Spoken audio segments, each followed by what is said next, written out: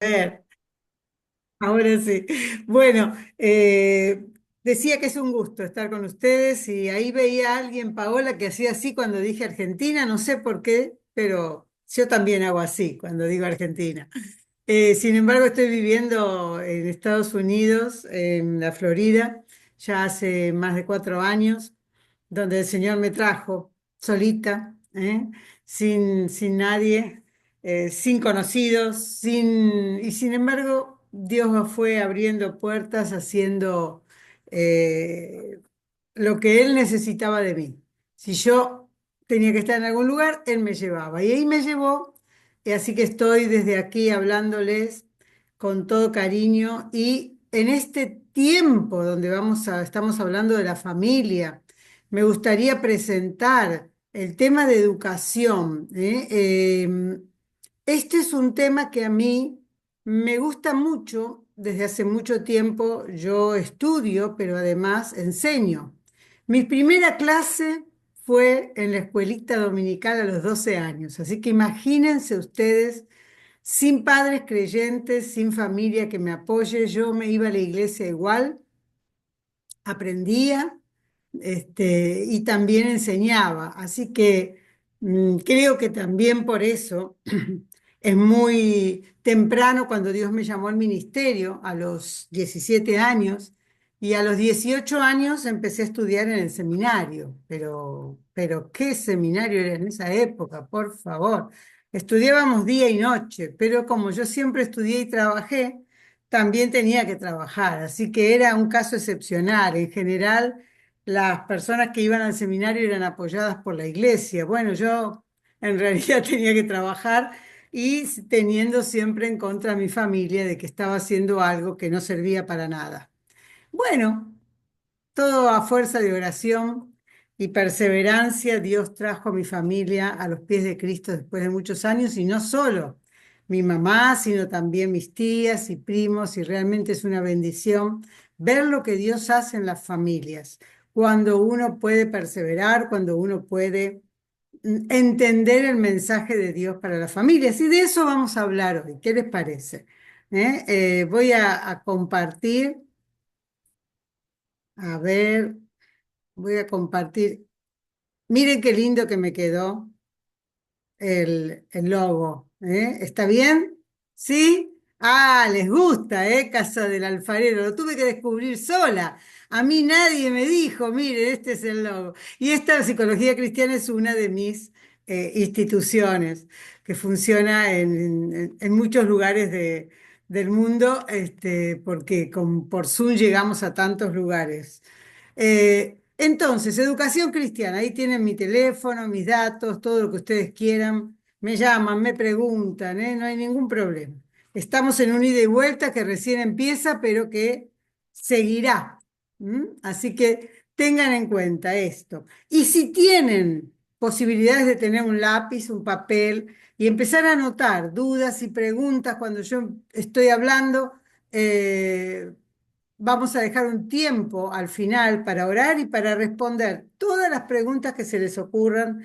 Un profesor mío decía, yo puedo responder a todas las preguntas, decía, porque también sé decir no sé. Entonces es fácil, cuando no sé, no sé, pero cuando sé, respondo lo que la Biblia dice sobre nuestras dudas sobre la familia. Hay algo interesante que es muy nuevo en el mundo, y es la neuroeducación. A mí me gusta hablar de neuroeducación integral. Saber que todos aprendemos de maneras diferentes, pero que hay cosas que nos eh, igualan en cómo aprende el cerebro. Es muy importante. Ahí está el libro que mencionaba la pastora Maritza, Escuela para Padres. Ustedes lo pueden tener en Amazon, con mi nombre y apellido. Eh, la realidad es que el cerebro aprende de manera integral. Y nosotros como educadores vamos a tomar lo que es la neuroeducación integral, saber cuál es la mejor forma de enseñar desde la familia y desde la escuela. ¿eh? Entonces, la intención de esto justamente es saber cuáles son los principios claves en el cerebro para entender lo que es la neuroeducación. Nosotros hace unos 20, 25 años descubrimos lo que significa la plasticidad cerebral. Eh, y nosotros lo entendemos también desde la Biblia, porque creemos que tenemos la capacidad en el cerebro de cambiar. Fíjense ustedes, cuando nosotros nos convertimos, hacemos un cambio en nuestra vida. Lo decidimos y podemos hacerlo. O sea que tenemos la capacidad de cambiar. Y esto es fundamental en el aprendizaje. Antes no conocíamos algo, pero lo hemos aprendido. ¿Eh? Como seres humanos aprendimos todo, absolutamente todo, a hablar, a caminar, a sonreír, a emocionarnos. Todo tiene que ver con, por supuesto, leer y escribir, pero quiero decir que la plasticidad cerebral es algo que se descubrió hace muy poco tiempo. Ustedes saben que cuando se descubrió esto, yo estudiaba y siempre estudio, pero quiero decir que estudiaba mucho acerca de este tema y un día estaba en un retiro de la iglesia donde yo iba, la gente que estaba era casi toda conocida. Entonces yo estaba hablando y sabía que había una médica, amiga mía, en el público. Entonces digo, las neuronas que mueren se regeneran o vienen otras neuronas de cerca y se amoldan a la forma. Hay muchas formas de neuronas, ¿no? Y digo en el discurso, digo, ¿no es cierto, doctora Elsa? Y me dice, no, las neuronas que se mueren, se mueren. Y claro, recién estaban estas investigaciones. Yo digo, esta médica no estaba actualizada, pero yo que estudiaba neurociencia sabía que hay algo en el cerebro, una capacidad que la verdad que el que ve una neurona en el microscopio no puede dejar de alabar a Dios, no puede dejar de entender la obra de Dios. Y fíjense ustedes que cuando algo sucede, un stroke, un accidente, algo por lo cual las neuronas en cierta parte se atrofian, se mueren, se lastiman, vienen otras neuronas de cerca y toman la forma. Toman la forma y la función. Eso significa rehabilitación neurocognitiva. Fíjense ustedes que para la educación es importante, nadie puede decir no entiendo o no lo puedo estudiar o no puedo, sí se puede. Ahora hay elementos que son claves en esto. Las emociones tienen mucho que ver con el aprendizaje. Las emociones influyen en el aprendizaje, influyen en la neuroeducación. Otra de las cosas, el cerebro tiene distintos estadios, por ejemplo, percepción, atención, motivación, memoria. Todos estos estadios en el aprendizaje tienen que estar sanos. Y si no están sanos hay que corregirlos. No importa la edad que tengan. Yo ahora voy a empezar con personas de la tercera edad en la iglesia a hacer rehabilitación neurocognitiva. Ahora, la rehabilitación tiene que ver con algo integral. Ustedes saben que Domingo Faustino Sarmiento fue el que llevó la educación a la Argentina, uno de nuestros próceres, fue presidente. Y él decía, todos los problemas son problemas de educación.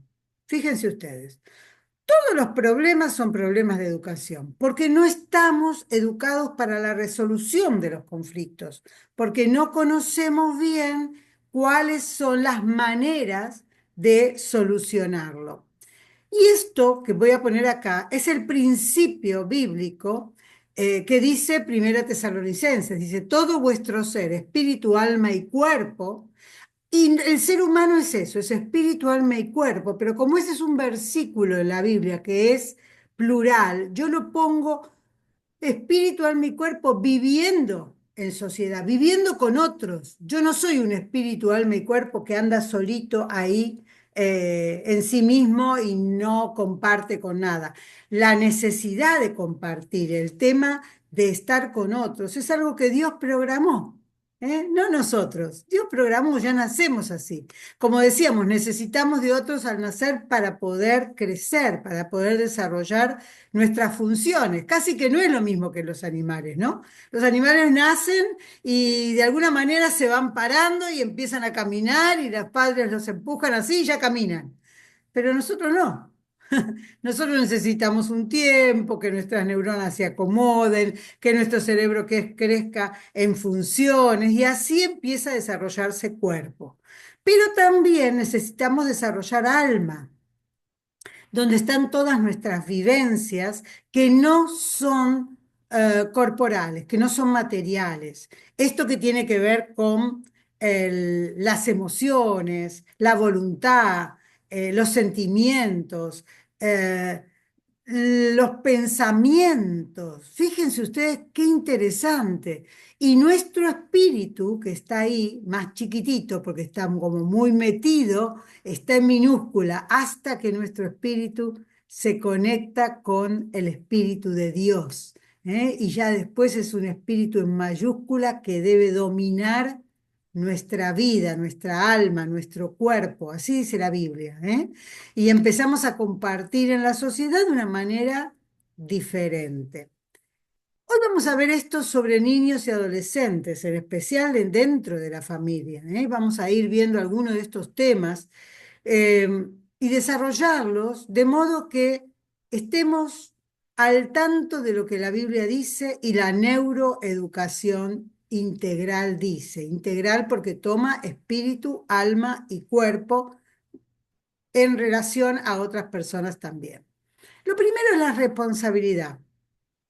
Claro, cuando hablamos de responsabilidad hablamos de padres y madres y de hijos que queremos que tengan responsabilidad, que sean responsables, que estudien, que se cuiden, que aprendan, que queremos muchas cosas, ¿no? Queremos muchas cosas en las áreas de espíritu, alma y cuerpo. Pero acá hay un secreto. La autoridad y el concepto de autoridad está muy manoseado hoy. Es como que no entendimos bien las cosas. El mundo no entendió lo que significa la autoridad. En muchos de nuestros países la autoridad es algo negativo, represivo. Eh, pero yo quiero que entendamos que toda autoridad es delegada. Dios nos delega como padres, como pastores, nos delega autoridad. Ahora, somos responsables de esa autoridad para criar familias, para atender necesidades. La realidad es que si no tenemos el concepto de autoridad, es muy difícil ser responsable. Y así también en las cosas de Dios, y así también en las cosas con la familia. La responsabilidad no es algo serio, duro, castigador. La responsabilidad es saber ubicarse. ¿Soy padre o soy hijo? Esta es la primera cuestión. Hay muchos padres que se creen amigos de sus hijos. Error, porque son padres, no son amigos de sus hijos. Entonces, los roles que debemos tener son funcionales a la responsabilidad. La responsabilidad que tenemos como ovejas en la iglesia, como creyentes en la iglesia, es también responder a la autoridad.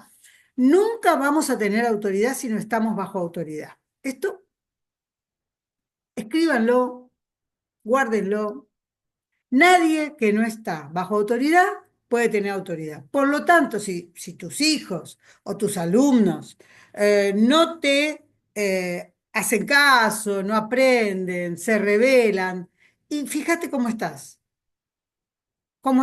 porque la responsabilidad viene de respetar la autoridad. Y esto es desde siempre. En cada cosita que hacemos. Mi hijo era chiquito cuando iba a la escuela y le estaban enseñando acerca de la ecología, de la limpieza de las calles, de las, qué sé yo, todas esas cosas que se enseñan desde chiquitos en la escuela. Está bien. Y yo estaba conduciendo mi auto y terminé de usar una servilleta, un pañuelito descartable y lo tiré. ¡Ay, cómo me retó mi hijo! Lo tiré por la ventanilla. Casi, o sea, me hizo parar para levantarlo y tirarlo en un tacho de basura. Y yo dije, lo tengo que hacer porque en realidad no puedo decir, bueno, no importa, porque después él va a decir, no importa cuando yo quiera que sea responsable. Ahora, estamos todo el tiempo bajo la lupa, es impresionante. Aún en las cosas más chiquitas, tenemos siempre que entender que es mejor moverse bajo autoridad, es más cómodo. Les puedo garantizar, yo en Argentina nosotros con mi esposo fundamos dos iglesias. Y en la segunda iglesia mi grupo de mujeres era de 150 mujeres. Yo no estaba como pastor, estaba como líder. Ahora, la realidad es que yo siempre les decía, si hay algo que no podés resolver, le decía a mis líderes, tíralo para arriba, mándamelo a mí. Y a veces me decían, pero pastora, dice, ¿usted se agarra a todos los problemas? No, de ninguna manera, yo también lo tiro para arriba, yo también se lo mando al Señor, porque así viene la autoridad. Los preceptos vienen de abajo hacia arriba, esos son mandamientos, pero mis conflictos y mis dudas van de abajo hacia arriba. Si yo no puedo, le digo al pastor. Si el pastor no puede, va a ir al Señor, por supuesto. O sea, hay cosas muy sencillas en esto de la autoridad que va y viene. Una de las cosas que nos cuesta entender es cómo son los rótulos que ponemos y nos ponen. ¿Eh? Esto tiene que ver con la identificación, con la identidad. A los niños se les ponen sobrenombres o motes, aún en la casa, no digo solamente en la escuela, ¿eh? Hay más bullying en la casa que en la escuela, donde las familias no consideran al niño como persona, sino como una persona de menor grado, donde hacen comparaciones, ¿eh? Tu hermano tal cosa, a mí me tenían con mi hermana era 10 años, es 10 años más, mayor que yo, y siempre me comparaban con ella, pero yo ahora que lo pienso, digo, pero ella tenía 10 años más que yo no podía hacer las cosas que ella hacía, ¿eh? Entonces digo, estas cosas atacan la identidad, atacan lo que las personas en la casa son. Las personas en la casa crecen. Nosotros como padres o como educadores también debemos crecer juntamente con los que son menores. Y acá hablamos de edad, pero también hablamos de cultura. ¿Cómo son los valores que se introyectan en los niños? Cuando yo paré para levantar, frené el auto para levantar ese pañuelito, estaba diciéndole a mi hijo, sí, la verdad que tenés razón, me equivoqué. No es que todo el tiempo voy a decir, hijo, me equivoqué, perdón, perdón, perdón. No, me voy a cuidar en hacer las cosas bien, de modo que mi autoridad vaya incluida con los valores. ¿Eh? Porque hay valores que hay que introyectar, hay moralidad que hay que impregnar. Eso es de parte de los adultos. Los niños aprenden lo que ven, aprenden lo que oyen, aprenden lo que sienten, aprenden a partir de las emociones. Entonces, si uno dice, esta persona tiene una ética y una moral cristiana, también tiene que transmitirla, porque la Biblia es un libro, entre muchas otras cosas, de ética y de moral. La cultura de nuestros países, de nuestro medio, se transmite querramos o no. Miren, yo hablo como argentina y se nota, ¿no es cierto? Entonces digo, ¿esto qué es? Esto es cultura, ¿eh? Es cultura. Después quiero que veamos qué esperamos, ¿eh? Expectativas y metas. ¿Qué esperas de tus hijos? ¿Qué esperas de tus alumnos? ¿Qué esperas de tu pareja? ¿Qué esperas de la escuela? ¿Qué esperas de la iglesia? ¿Cuáles son las metas que tenés? Porque cada uno va a actuar de acuerdo a sus expectativas, de acuerdo a lo que quiere llegar. Pero yo creo que es necesario tener estas metas, ¿eh? Es necesario, no es solamente, bueno, que sea lo que el niño quiera. Claro, pero el niño no sabe lo que quiere. Yo tengo que darle posibilidades y también tengo que darle la gran eh, expectativa de mis deseos. Mis deseos no están puestos 100% en mis hijos. Claro que no. Mis metas son otras delante del Señor. Pero mi trabajo es que esos niños estén dentro de las expectativas de lo que Dios dice en su palabra. Dios dice, los hijos sean así, los padres sean así, los esposos sean así, las esposas sean así. No hay falta de instrucción, de ninguna manera. La Biblia nos instruye en todos los órdenes, en todos los órdenes. El tema es que no le hacemos caso, ¿no? O no lo entendemos, o no lo miramos, o no sé. Me parece que a veces nuestras expectativas y nuestras metas están dependiendo de la cultura, de nuestro medio, ¿eh? Decimos, quiero que mis hijos sean exitosos. Definime la palabra exitoso. ¿Qué es ser exitoso? Si tus hijos son buenos hijos, ¿qué significa ser buenos hijos? ¿Qué significa ser malos hijos? Si vos esperás de tu pareja porque esto es una familia y queremos que funcione bien, yo tengo la gran eh, responsabilidad de saber qué función cumple cada uno. Una vez le dije a una mujer en el consultorio, haceme un orden de qué es lo más importante en tu vida, en personas, ¿no? Y en cosas. ¿Qué es lo más importante? Dice, lo más importante en mi vida son mis hijos. Y uno podría decir, bueno, está bien, pero para tener esos hijos tuviste que tener un esposo, tuviste que tener una pareja. Bueno, a ver, ¿quién es más importante? Y empezamos a revisar. Y si está tu pareja como importante, y luego tus hijos, ¿vos dónde estás? Porque la Biblia habla de cómo debemos amarnos. Entonces digo, vamos a cambiar el orden para poner el orden correcto de expectativas y metas de acuerdo a lo que la palabra de Dios dice. Y un tema que es muy importante que hoy no vamos a desarrollar, pero sí mencionar, es la comunicación en la familia.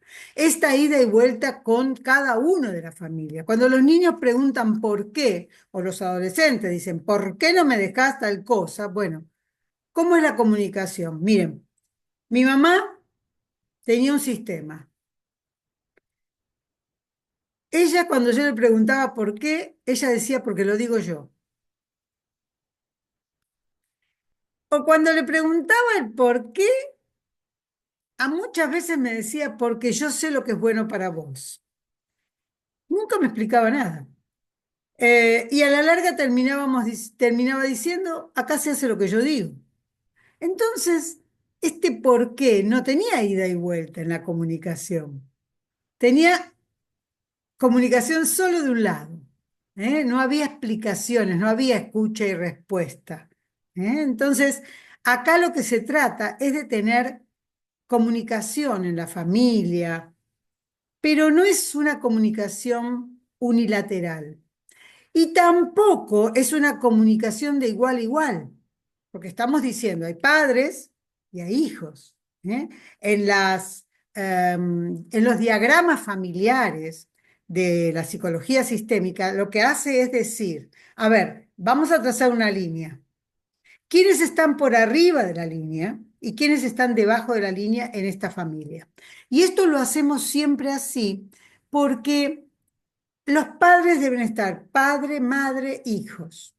¿Qué pasa en la comunicación cuando un hijo manda al mismo nivel que los padres? Ya hay un problema, hay ruidos en esa comunicación, en ese mensaje.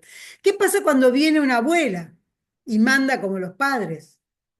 O la madre le dice, por favor, vos cuidame a los chicos, un día, 2 días, 10 días, un año, 2 años, ¿esa abuela pasó a ser madre o sigue siendo abuela?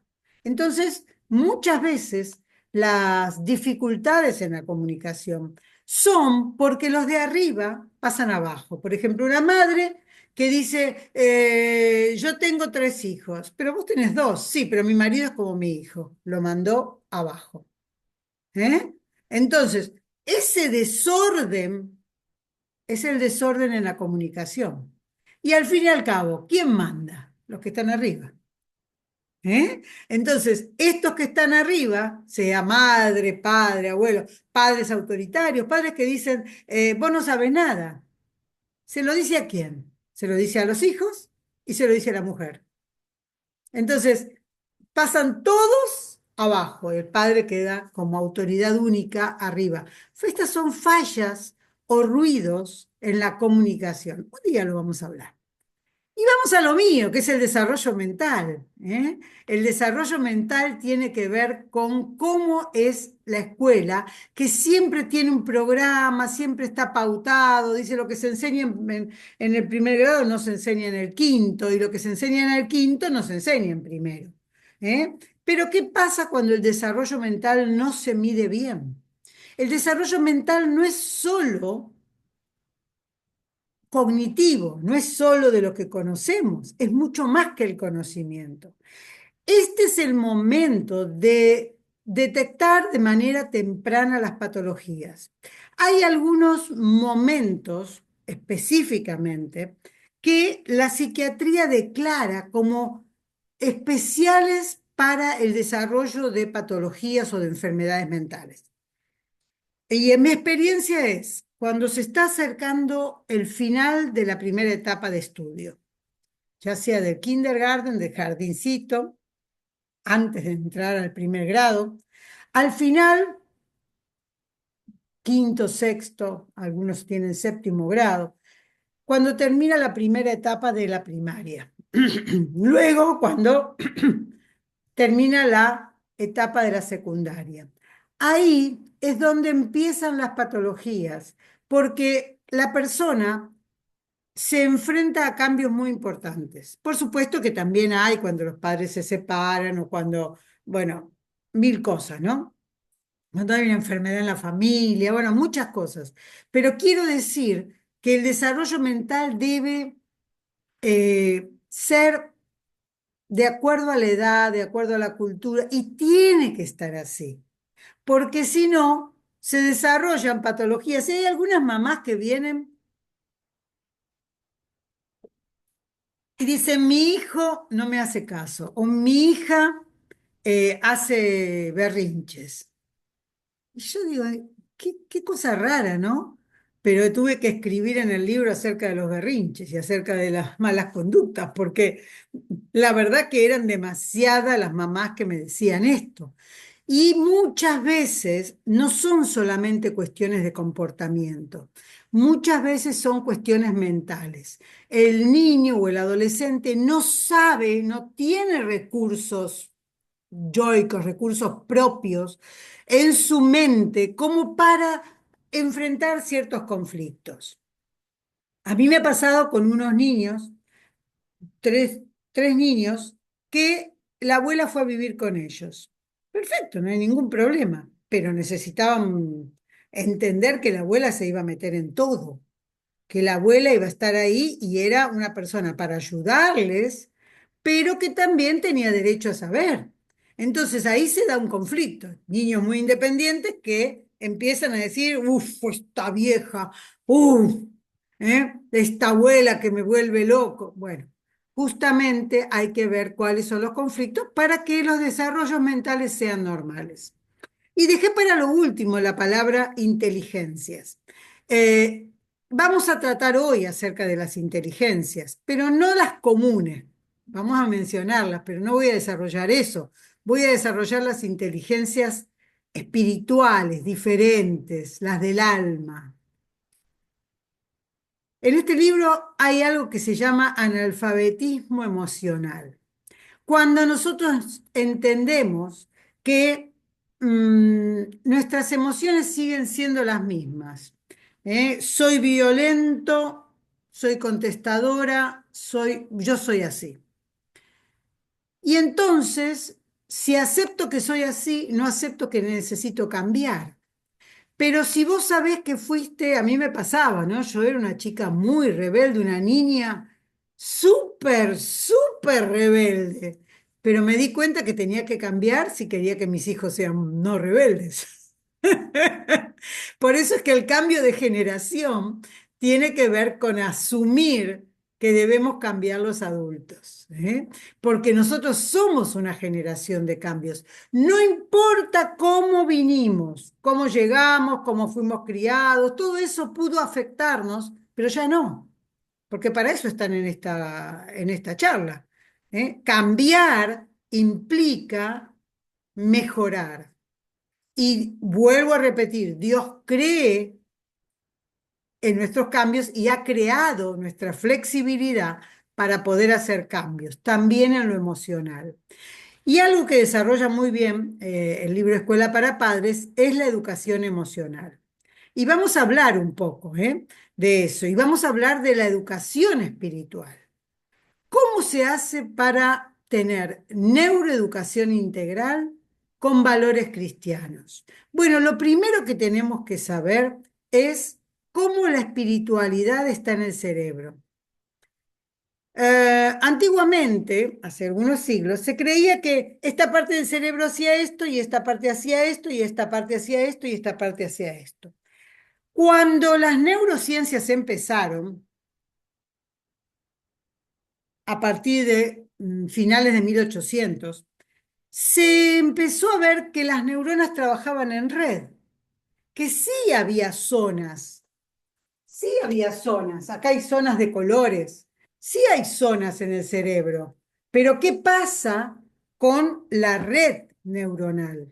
¿Dónde está la fe en el cerebro? Es algo emocionante entenderlo y descubrirlo, ¿eh? Ya desde la época en que se decía que aquí, a esta altura, en la parte más alta del cerebro, estaba la amistad, la relación positiva con las personas, lo más cerca de Dios, lo más cerca del cielo es el espacio que Dios nos ha dado para entender la fe, pero también en todo el cerebro, porque dijimos que hay redes neuronales. Ahora, ¿cómo en la educación actúa la fe?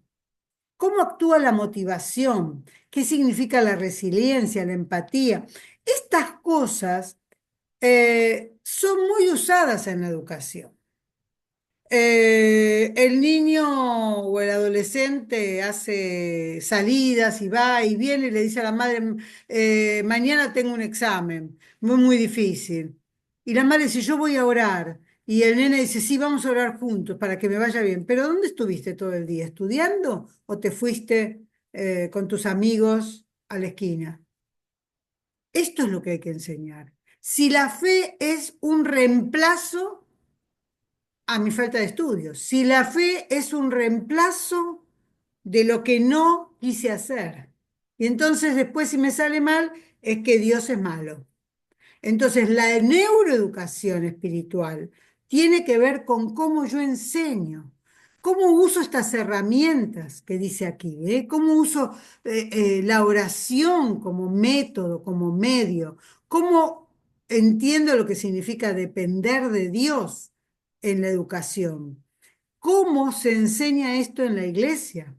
Porque tenemos muchos testimonios bíblicos, muchas historias bíblicas para estimular a la neuroeducación, que sea de manera integral, espíritu, alma y cuerpo en relación con otros.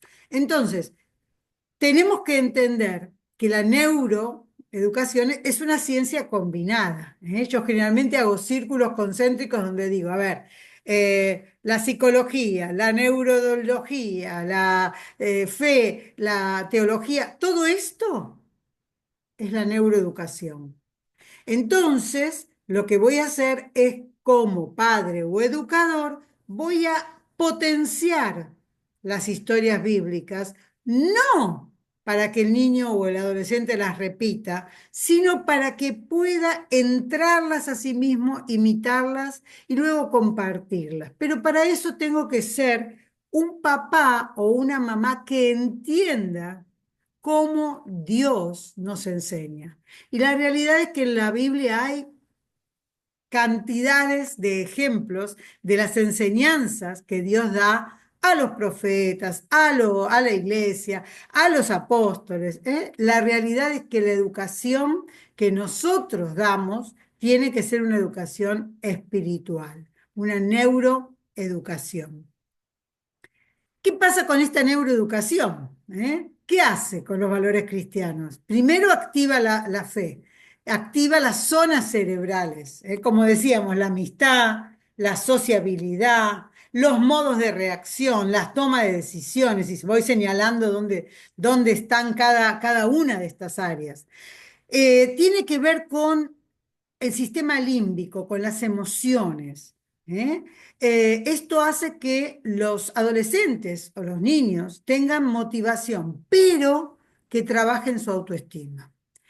La autoestima, como dijimos, el bullying se hace en casa, la autoestima se forma en casa. Si sos un adulto que tenés que trabajar tu autoestima, hacelo, porque si no tus hijos también van a tener una autoestima que está por el piso y todos la patean. Entonces, lo interesante es que estas son prácticas cristianas que ustedes pueden entender cómo se relacionan con la fe y cómo se relacionan con el cerebro. En ese libro que mostró la pastora Marisa, El Amarillo, que habla de la neuroteología, dice, ¿para qué sirven cada una de estas prácticas que Dios nos ordenó? Dice, orad sin cesar. Es una orden. Perfecto. Perdónense unos a otros. Sean agradecidos. Miren por el otro. Tengan empatía. Todas estas cosas que son bíblicas, es impresionante lo que hacen en el cerebro. Es tremendo lo que hacen en la educación. Los valores cristianos que se enseñan en las iglesias o en las escuelas cristianas hacen que las funciones cognitivas como la atención, la memoria, sean óptimas, sean buenas, sean útiles. Es increíble cómo las personas que no conocen todo esto no tienen la misma atención y la misma memoria. Cuando nosotros decimos a los chicos una historia y después le decimos, repetí la historia, ¿te acordás de la historia de Jonás? Están ejerciendo atención, memoria, historias bíblicas con refuerzos positivos. Miren, a mí la iglesia me cambió la vida, porque tenía yo 12 años y mi mamá no quería que yo estudie, porque ella no había estudiado nunca, llegó hasta segundo grado, mi papá no sabía escribir, y yo ya trabajaba desde que tenía 7 años que ganaba dinero y se lo traía a mi mamá, porque yo me dedicaba a barrer todos los días con una escoba un galpón de 250 metros cuadrados. Yo tenía 7 años, 8 años, 9 años, y seguía estudiando y seguía trabajando. Porque claro, al ser tan rebelde y tan hiperactiva, mi mamá me mandaba a trabajar, decía, ya que estás queriendo moverte, anda, movete y gana plata. Una persona práctica. Ahora, cuando yo llegué a los 12 años, me decía, ¿para qué vas a seguir estudiando? ¿Para qué? Si ya ganas plata, que era lo más importante en mi casa, porque no había plata, no había dinero, no había posibilidades económicas. Pero a los 12 años yo en la iglesia empecé a aprender lo que significa la oración, la gratitud. Empecé a entender lo bueno que era estudiar y hasta el día de hoy sigo estudiando. A mí la iglesia me salvó la vida. Dios me salvó el alma por la eternidad, por supuesto, por la sangre de Jesucristo. Esto está clarísimo. Pero lo que estoy diciendo es, los valores cristianos afectan la educación y deben afectarla. Personas como yo que veníamos de lugares y mis padres eran inmigrantes, que no sabían el idioma, no sabían escribir, entonces digo, a ver,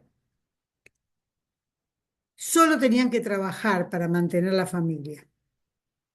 Pero a mí la iglesia me hizo estudiar, me dio apoyo, me mostró que se podía ser diferente. Por eso hablo de la relación entre la educación y los valores cristianos. Y menciono esto nada más, de las inteligencias múltiples, ¿eh? Simplemente inteligencias que fueron como categorizadas, ¿eh? Por ejemplo, la inteligencia intrapersonal, personas que tienen gracia, que fácilmente se comunican, ¿eh? Otras personas que no se comunican fácilmente con el exterior, pero se comunican fácilmente consigo mismas, son reflexivas, piensan, ¿eh? Hay algunos que tienen mayor inteligencia espacial, ¿eh? Entran a un lugar y ya saben, ¿eh? Cuántos metros, cómo está distribuido, la decoración, ¿eh? Por supuesto, inteligencia musical, lingüística, personas que saben hablar muy bien, ¿eh? Personas que les gustan las matemáticas, tienen cierta lógica. Personas con lo cinético corporal, por ejemplo, mueven el cuerpo de una manera que otros no lo hacen. Por ejemplo, Messi, porque soy argentina, y algunos otros como Ronaldinho y eso, pero eso es otra cosa. Los diferentes tipos de inteligencia no es que son o tengo esto.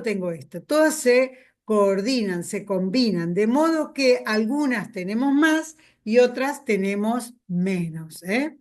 Pero hoy vamos a agregar estas otras inteligencias, que son las inteligencias de las cuales Gardner no habló, ¿eh? La inteligencia espiritual. Este es el libro que habla específicamente de inteligencia espiritual. Cómo la inteligencia espiritual es superior a las demás y nos permite tener una vida plena tanto estando en el mundo como estando en Cristo. Y uno dice, pero en el mundo tendréis aflicción. Sí, tendremos aflicción, pero también podemos vivir una vida completa, una vida plena, dependiendo de la inteligencia espiritual. Claro que la inteligencia emocional ha venido a contribuir a todas esas inteligencias que recién veíamos. Y ahora la inteligencia artificial. Tenemos sí o sí que agregarla, ¿eh? Eh, Nuestros alumnos van a trabajar con la inteligencia artificial y están trabajando, y yo también. Algún día vamos a ver de qué se trata. Hay antiguamente dos tipos, ¿eh? De inteligencia que se mostraban, la racional o la emocional. Pero hoy sabemos que la emocional guía el 80% de nuestras decisiones. Hay dos vías en nuestro cerebro. Una vía rápida, que es como una autopista, que llega enseguida a la decisión. Generalmente es impetuosa, generalmente es rápida porque evalúa rápidamente. Y la otra piensa. La otra va más despacio, pero va más seguro. Porque a veces la emoción nos lleva a chocar. ¿Por qué? Porque no estamos educados en las emociones. Necesitamos una educación emocional, tanto en la escuela como en la iglesia, como en la casa. ¿Qué pesa más? Cuando hay corazón y cerebro, vienen buenas ideas, ¿eh? Hay una lamparita acá que va mostrando que las buenas ideas son producto de estas dos vías. Muy bien, miren qué rápido que he terminado. ¿Estoy bien con el horario?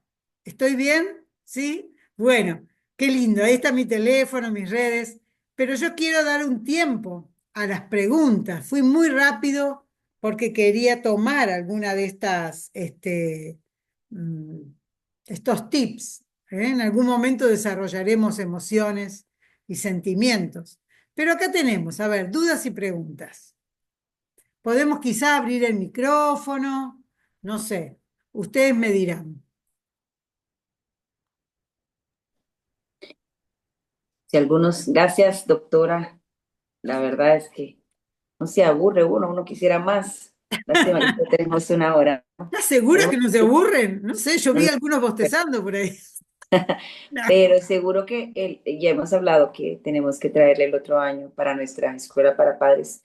Pero bueno, si usted quiere, puede escribirnos en el chat y ella va a estar lista para leer sus preguntas. A veces yo sé que algunos dicen que no quieren abrir su micrófono, pero está la oportunidad, aproveche a preguntar porque tenemos tremenda tremenda doctora acá con nosotros. Entonces usted puede escribir en este momento en el chat. Solo tenemos unos cuantos minutos más y esta es su oportunidad para preguntar. Y si usted quiere abrir su micrófono, mejor, ¿verdad? Usted puede hacer directamente su pregunta, así que si alguno quiere hacer una pregunta, hágalo. Esta es su oportunidad. No se quede con la duda, hágalo. Recién ahora que pongo la galería de personas, antes estábamos Marisa y yo, ahora puedo saludar al pastor Hendrik. Un gusto conocerle, pastor, gracias por estar.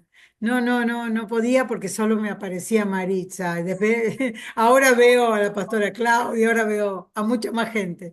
Bueno, ¿qué papel juega una abuela en la educación de los nietos cuando la madre trabaja mucho? A ver, voy a leer ay, a ver, vamos al chat. Bueno, la abuela necesita la ubicación de abuela. La abuela no es la madre. La abuela puede ayudar a educar. Esto es algo ancestral. Hay países como China donde los niños son educados por los abuelos. ¿Eh? Está muy bien, pero en nuestra cultura occidental, la abuela tiene que ubicarse. No hacer más, yo soy abuela ahora. ¡Ay, qué lindo! Pero yo me ubico, no, ¡ay, qué lindo el niño! ¡Ay, qué lindo! Le compro algo para que sea mejor educado, perfecto. Pero soy la abuela, no soy la madre. Voy a jugar de visitante, como dicen en los partidos, ¿eh? No, esta familia ayudé a formarla, es mi familia, pero como familia soy abuela. Y en la crianza de los chicos hago lo mejor que puedo como abuela. Pero nunca reemplazo a los padres. No soy la madre del niño, soy la abuela. ¿Eh? ¿Se entiende como maestra? ¿Cómo enseñar autoridad en el aula? Bueno, hay que hablar con los padres y enseñar autoridad a los padres. Sin embargo, la escuela y la iglesia son lugares donde enseñar lo que es la autoridad y enseñar con autoridad. Cuando yo digo la iglesia, la gente de mi iglesia me cambió la vida, es porque me enseñaron autoridad. Yo desobedecí a mis padres, pero me enseñaron a obedecer a mis padres. Yo era muy rebelde, soy muy rebelde, pero lo que digo es, necesitamos enseñar autoridad y enseñar con autoridad. Los niños muchas veces en la casa hacen berrinches, hacen, no sé cómo le llaman, patalean, se quejan. Sin embargo, en la escuela se portan bien. Entonces uno dice, ¿qué pasó? ¿Cuál es la diferencia? Es una maestra que puso las cosas en su lugar. Porque si en la iglesia o en la casa no ponen las cosas en su lugar, las tenemos que poner en la escuela. ¿Eh? Siempre debe haber un lugar donde el niño se refiera a la autoridad. Por eso muchas veces los chicos le cuentan cosas a otros y no a los padres. ¿Por qué? Y porque no tienen autoridad. No confío en que mi mamá no vaya a decírselo a todo el mundo. ¿Cómo le voy a contar algo si en cuanto se lo cuento a mi mamá se lo cuenta a mi tía, se lo cuenta a mi abuela? La realidad es que no tiene autoridad, no sabe guardar un secreto, no considera que lo que yo cuento es importante, se ríen de mí, porque tengo una duda, porque tengo una pregunta. Bueno, eso se enseña, ¿eh? Como abuelos que vivimos con los nietos, jugamos el papel de padre. No, otra vez, los abuelos no son los padres. ¿Viven juntos? Perfecto. Haces algo interesante, inclusive si la casa es de los abuelos, que pasa muchas veces. La autoridad viene porque esta casa es mía. Entonces, si esta casa es mía, yo dirijo qué se hace en la casa, pero no qué hace la vida de cada una de las personas. Si el niño tiene que venir más tarde, si la madre va a trabajar, yo pongo un ojo en el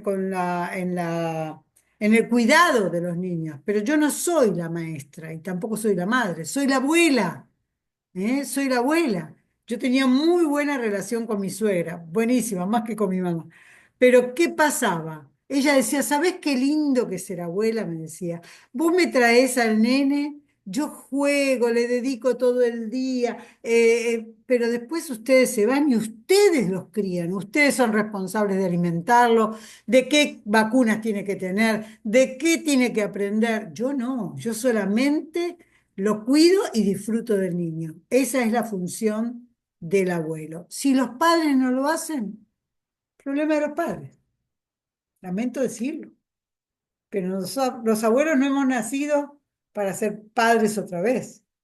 A veces hay circunstancias, por supuesto, padres que mueren, padres que se separan, bueno, pero vuelvo a repetir, el abuelo no puede subir aquí a tener autoridad sobre todos. ¿Por qué? Porque la autoridad es delegada. Abuelo, abuela, ¿quién te dijo que vos mandás ahí? ¿Quién te delegó la autoridad? Que te dejen los chicos no es que te dan autoridad, ¿eh? No te equivoques. Se ve que acá hay varios abuelos, pero ya no escriben más porque no les gusta lo que les estoy diciendo. Dicen, ah, esta doctora tiene la cabeza trastornada. No, juro que no. Hablo desde la experiencia. Bueno, muy bien. Me quedan 4 minutos, según me dijeron. Podemos usarlo para alguna pregunta y podemos también orar. Ustedes, pastores, deciden qué hacemos. ¿Hay alguna otra Hay pregunta? una pregunta más. Sí. ¿Cómo mejorar la confianza entre padres e hijos? Si los padres confían en los hijos confían en los padres. Confío en lo que le enseñé. Mi hijo tiene, no sé, supongamos, un hijo adolescente, que son tan difíciles. Un hijo que está en la universidad. ¿Confío en lo que le enseñé o desconfío de lo que yo mismo le enseñé? Y le vuelvo a enseñar lo mismo, le vuelvo a enseñar lo mismo, le vuelvo a decir lo mismo, le vuelvo a decir lo mismo. ¿Por qué le vuelvo a decir lo mismo tantas veces? Porque creo que no le enseñé bien, porque creo que es tonto y no me entiende, porque simplemente no me quiere hacer caso. Entonces, la confianza se mejora de esa manera. Yo debo confiar en que hice lo mejor que pude hacer y que mi hijo lo aprendió. Y debo confiar en ese aprendizaje. Y cuando los chicos van creciendo, hasta que se hacen adultos, y uno les dice, mirá, mientras estás bajo mi techo, las cosas son así. Tengas 5 años o tengas 35 años. ¿Se entiende? Entonces, la intención es dar una gran educación desde lo personal. Dice, según su presentación, la educación espiritual es mayor que la emocional para una buena vida. Todo es educación. La educación de la Biblia también es emocional. También es emocional. Dice en qué pensar, dice cómo conducirnos. No hay mayor o menor educación, la educación es integral. Enseño a mis hijos a cuidar el cuerpo cuando cuido mi cuerpo. Enseño a mis hijos a leer la Biblia cuando leo la Biblia. Enseño a mis hijos a ir a la iglesia cuando voy a la iglesia. Enseño a mis hijos a amar a los hermanos cuando amo a los hermanos. Enseño a mi hijo autoridad cuando estoy bajo autoridad. Y así podría seguir toda la tarde.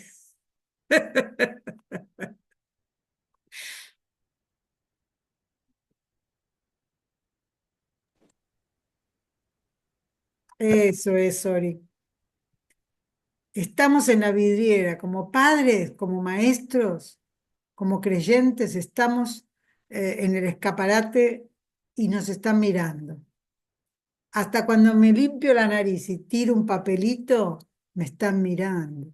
Ah, yo eso nunca lo voy a olvidar. Bien, pastores, preguntas, dudas, oramos, díganme ustedes, Oremos, doctora. porque no sé a qué horas terminan ustedes, pero yo soy puntual. Si me dicen a A las... las 6 terminamos, entonces vamos a orar. Eh, Oremos. Vamos a tomar este tiempo de oración. Señor, gracias. Gracias por este tiempo, gracias porque hemos podido alabarte y adorarte. Reconocemos, Señor, nuestras falencias, nuestros errores, nuestros pecados. Señor, queremos hacer las cosas bien. Estamos aquí para mostrar, Señor, que queremos cambiar, que queremos mejorar, que queremos leer la palabra para poder aprenderla, imitarla, obedecerla. Señor, en el nombre de Jesús, vos sos el Padre ejemplar. Señor, en el nombre de Jesús, te rogamos que nos enseñes a ser padres, que podamos hacer los cambios necesarios. Danos valentía, danos valor, Señor, para poder hacerlo. Te rogamos, Padre, que bendigas nuestras familias. Te pedimos, Señor, que bendigas la iglesia, la gran familia de Cristo. Señor, en el nombre de Jesús, yo te ruego que aclares estos pensamientos, que estas enseñanzas puedan ser útiles a aquellos que hoy la necesitan. Señor, en el nombre de Jesús, yo bendigo las familias que están representadas y reunidas aquí. Bendigo la iglesia y todas las familias que están aprendiendo. Señor, somos personas en formación. Queremos que todo el tiempo nos enseñes. Queremos aprender cada día. No hemos llegado, Señor, nunca llegaremos a aprender todo lo que tu palabra dice, pero queremos, Señor, obedecerte en todo. Señor, en el nombre de Jesús, yo bendigo a los pastores, que en este tiempo vos les des sabiduría, que les des, Señor, la gracia de poder transmitir tu palabra con autoridad. Señor, en el nombre de Jesús, te ruego que bendigas este día, este tiempo, este tema de la familia, que siempre, Señor, podamos seguir dependiendo de vos. Que la oración sea, Señor, nuestra mano derecha para que en todo lo que hagamos, Señor, tu gracia, tu misericordia, tu paz esté sobre nosotros. Señor, en el amor de Cristo nos conducimos y queremos, Señor, decirte que te amamos, decirte que en todo queremos ser siervos, queremos ser obedientes, queremos, Señor, quitar toda rebeldía inútil de nuestra vida. Señor, en el nombre de Jesús, bendecimos este tiempo. Amén y amén. Amén. Muchísimas Dios gracias. les bendiga. Y bueno, me gustaría ahí, si usted puede, escribir, por favor, cuánto les gustaría tener nuevamente a la doctora, escríbale, ¿verdad? Y también si usted puede, su micrófono, salúdela también. Sé que eso es una bendición para todos los que estamos conectados. Sé que es una bendición. Gracias, porque Gracias. de verdad hoy crecimos mucho. Gracias, doctora, Doc- gracias. Sí. Doctora Ana, de verdad mi corazón se llenó de tanta emoción cuando te vi. Ah, Conocerte ha sido un regalo de Dios. Y gracias por gloria. estas enseñanzas. Te quisiéramos tener mucho más tiempo, pero pido al Señor que nos dé la oportunidad y te mando un súper abrazo. Eres una persona con un corazón inmenso. De verdad, deseo verte pronto. Que Dios te bendiga. Yo también, Paola, gracias. Gracias. Dios les bendiga. Muchas gracias, doctora. Que Dios la bendiga. Una excelente enseñanza. Gracias, Jenny. Una maravilla, Muchísimas doctora. gracias. Fue un banquetazo esto. Bueno, La qué lindo. amamos, doctora. Gracias. Ya me voy a ir Buenísimo. para allá, ya me voy a ir para allá, porque tanto amor necesito que se traduzca en abrazos, en besos. Cabal. La Aquí le esperamos, esperamos. la Bueno, esperamos. Dios les bendiga. Gracias igualmente. Me despido. Chau, chau. Gracias por la invitación, pastores. Gracias, gracias, doctora. Nos seguimos escribiendo y no es que creo que vamos a tener que traerla pronto. Ya hemos platicado con mi esposo Yo estoy para acá tener, sola, no hago nada. sí, para tenerla con la escuela para padres. Sí, gracias y A tu sí, disposición. gracias, bendiciones. Bye, bye.